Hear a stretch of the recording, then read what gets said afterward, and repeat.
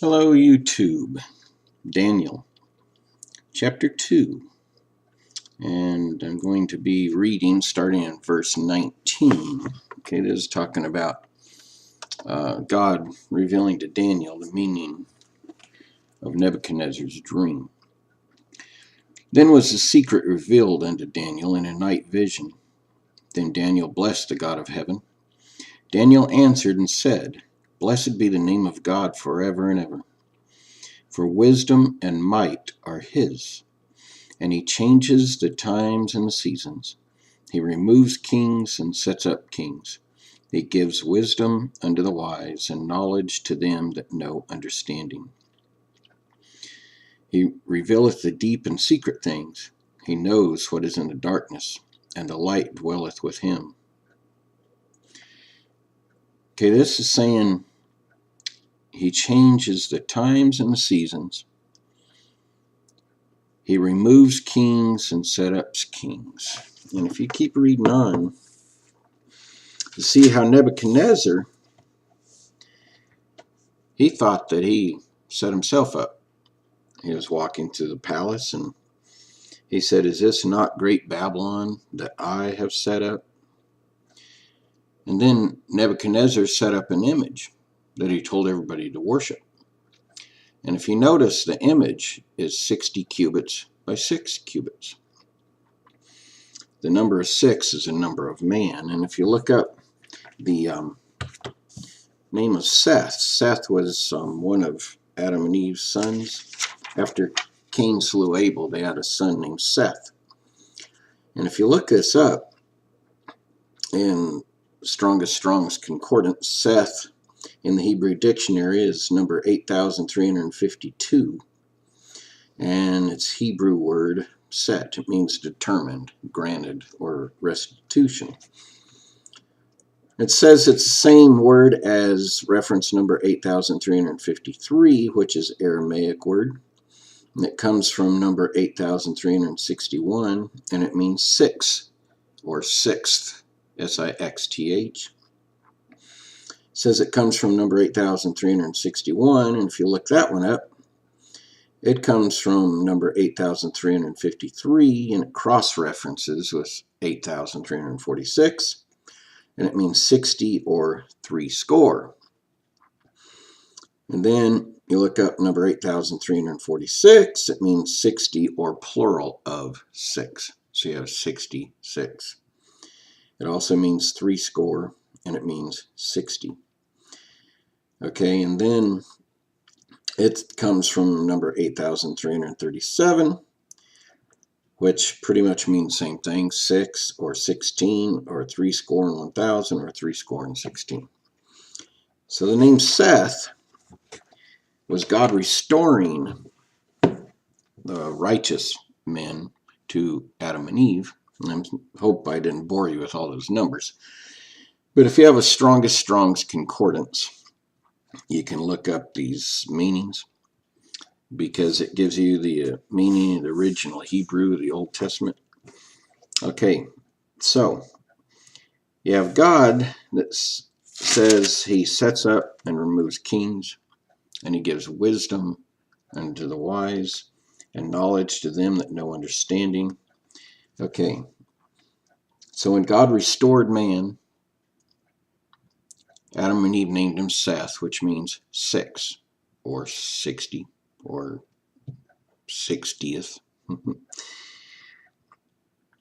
So we know the number of 6 is the number of man. Man was also created on the 6th day. All right, and if you study creation, God created everything in 6 days. 7th day rested. The 6 days probably are a symbol of 6,000 years of human history, which you have number 6 again.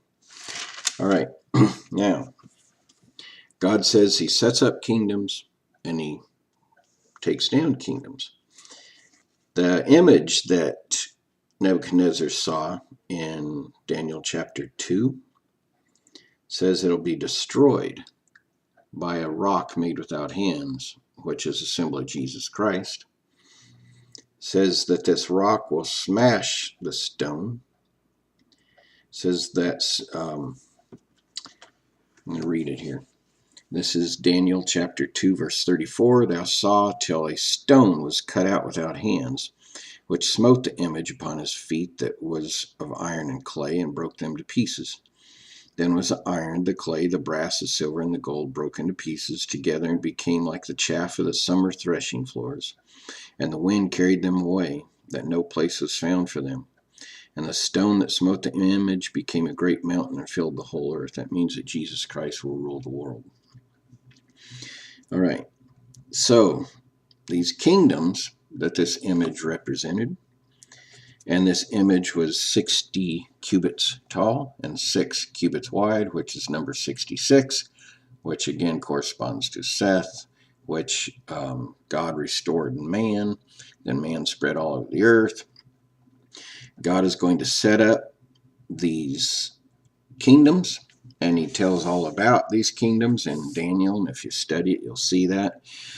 The 4 main beasts are the Babylonians, the Medes and Persians, the Greeks, and the Romans. Those are the main 4 beasts of the earth, but there's more to it than that. There's a lot more to it than that, especially the last beast. The last beast isn't necessarily just the Romans. It began with the Romans, but it is still going on now, and it is coming back together as a world empire right now. God says he sets up kingdoms. And right now we have the leader of the United States of America, Barack Obama. God put him there. It wasn't people voting. God put him there. People think that their voting puts him there. It doesn't. God put him there. If you read in Revelation chapter 13, it talks about the mark of the beast. And the number is 666. Number 6 is the number of man. And it's 3 times 6, 6, 6. Meaning man makes himself God. All these beasts, the 4 world empires, all of them are in rebellion against God. Just like Cain was in rebellion against God. The Canaanites were in rebellion against God. And if you look also, Cain built a city and named it Enoch. That was the first city the Bible talks about being built. It was built by Cain's people. The world system, which the cities really show the world system, based on Genesis 3, where the serpent said you don't need God, that through knowledge your eyes shall be open and you shall be as your own God, knowing good and evil. The cities are a perfect manifestation of that idea. Cain was the first one to manifest that. Anyway, it's talking about Revelation 13. At the end of the chapter, it says, he that has wisdom, count the number of the beast. Okay, in Daniel chapter 2, it's 2:21. It says that God sets up kings, God removes kings. God gives wisdom unto the wise and knowledge to them that know understanding. Okay, so they that have wisdom, what's this wisdom? The wisdom is knowing that God is in control, not man. Man is not his own God. Somebody with understanding and wisdom rejects the serpent of Genesis 3. Serpent wisdom is that you can run your own life. Eve said that if you don't follow God's ways, you're going to die.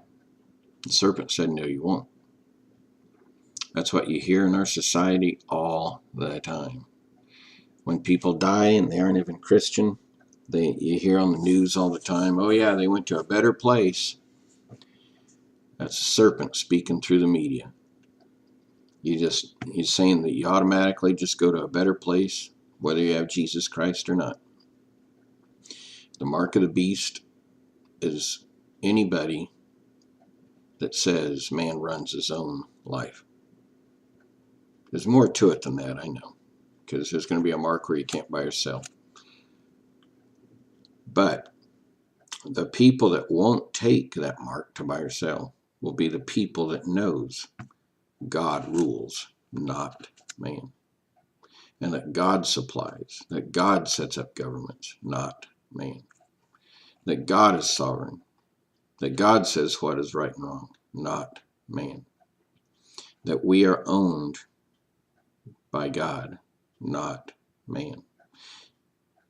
And somebody that is a possession of Jesus Christ will not give himself to a world government. And he'll submit to a world government. He'll submit as long as they don't require them to sin or commit idolatry or anything like that. As far as it goes, if they require something of you that is not sinful, Christians will submit to it. But once it crosses the line and requires you to commit idolatry, that's where Christians draw the line. The mark of the beast is believing that man rules things and that you rule your own life. The mark of the Christian is knowing that God is the one that sets up kings and removes kings and gives wisdom and knowledge and everlasting life.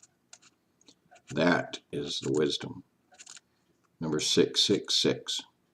6, the number of man, 3 times the number of the Trinity, man making himself God.